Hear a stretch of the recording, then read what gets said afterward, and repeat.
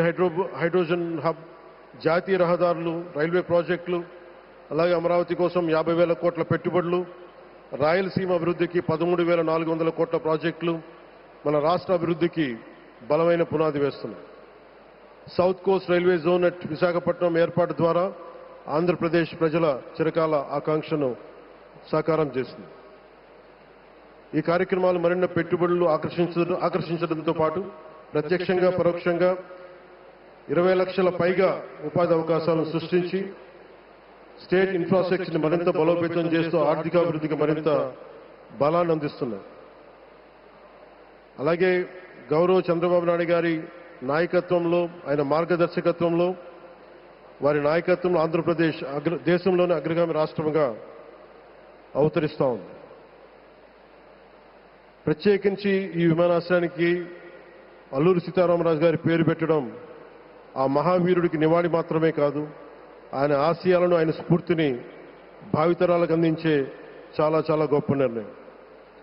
G Mallikarjunarao గారు, GMR, అందరూ ప్రేమగా పిలుచుకున్న జిఎంఆర్ గారు, వారు దీన్ని కట్టడం, శ్రీకాకుళం జిల్లా నుంచి వచ్చి, రాజాం నుంచి వచ్చి శ్రీకాకుళం వెనుకబాటుతనానికి ఆయన కృషిని ట్రస్టుల ద్వారా అందిస్తూ ఆయన నేతృత్వంలో, ఆయన నాయకత్వంలో ఎయిర్పోర్ట్ నిర్మించడం మనందరికీ చాలా చాలా గర్వకారణం. ఈ సందర్భంగా మనందరం ఒక నిర్ణయం తీసుకోవాలి. పండ్లున్న చెట్టుకే రాళ్ళేస్తారంట.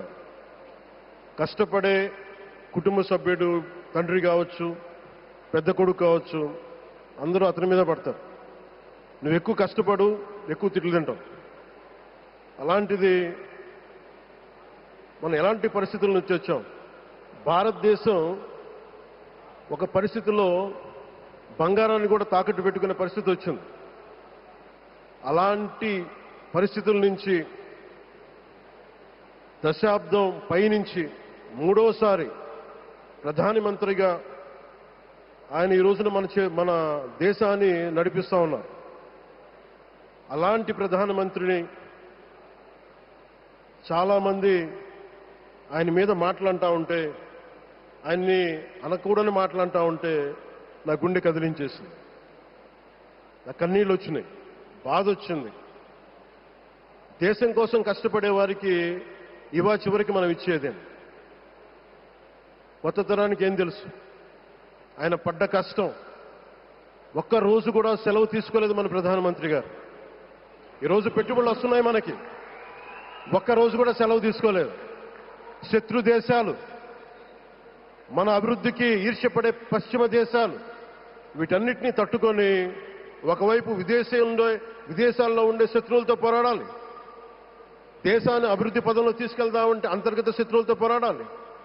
అలాంటి వ్యక్తికి మనం ఇవ్వగలిగేది కేవలం మేమున్నాం మీ వెంట, మీ మీద మాట పడితే అది మా మీద పడ్డట్టే, అదే మన వారికి ఇవ్వాల్సింది. నిజంగా ఆయన జంతర్ మంత్రులు అన్ని మాట్లాడుతూ ఉంటే నేను ఈ రోజున ప్రధానమంత్రి గారికి ఒకటే ఇస్తున్నాను, మిమ్మల్ని కొట్టే నాయకుడు లేడు ఈ భారతదేశంలో, రాబోడు. కానీ మీరు పడ్డ శ్రమ, మీరు పడ్డ కష్టం ఎవరు తీసుకోలేరు. ఎన్ని బాధలు పడ్డా, ఎన్ని దెబ్బలు తిన్నా ఈరోజు మనం గర్వంగా చెప్పుకుంటున్నాం. మన ఉత్తరాంధ్రకి ఎయిర్పోర్ట్లు వచ్చినాయి, ఇన్ని లక్షల పెట్టుబడులు వచ్చింది ఆంధ్రప్రదేశ్కి.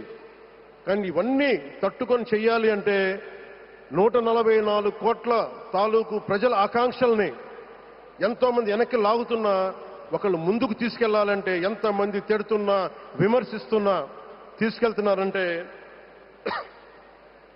ఒకే ఒక్క నాయకుడు ప్రధానమంత్రి శ్రీ నరేంద్ర మోదీ గారు. నేను ఎందుకు తపన పడ్డాను, నేను అలయన్స్ కోసం ఎందుకు తపన పడ్డాను, మీ నాయకత్వం మాకు కావాలి ఎందుకు తపన పడ్డానంటే, ఈరోజు ఎయిర్పోర్ట్ ఆపేశారు. ఒక చిన్నపాటి ఎర్ర బస్సు కూడా రాని చోట ఎయిర్పోర్ట్ అవసరం లేదన్న వ్యక్తులకి సమాధానం ఇదే. ఇన్ని వేల మందికి ఇన్ని వేల కోట్ల పెట్టుబడి వచ్చింది అంటే ఆశీస్సులు కావాలంటే దేశం కోసం నిలబడే నాయకుడికి మన అండగా ఉంటే ఏం జరుగుద్దంటానికే ఈ భోగాపురం ఎయిర్పోర్ట్ ఈరోజు ప్రారంభోత్సవం నిలువెత్తు నిదర్శనం. ముఖ్యంగా 25 సంవత్సరాలు లోబడి ఉన్న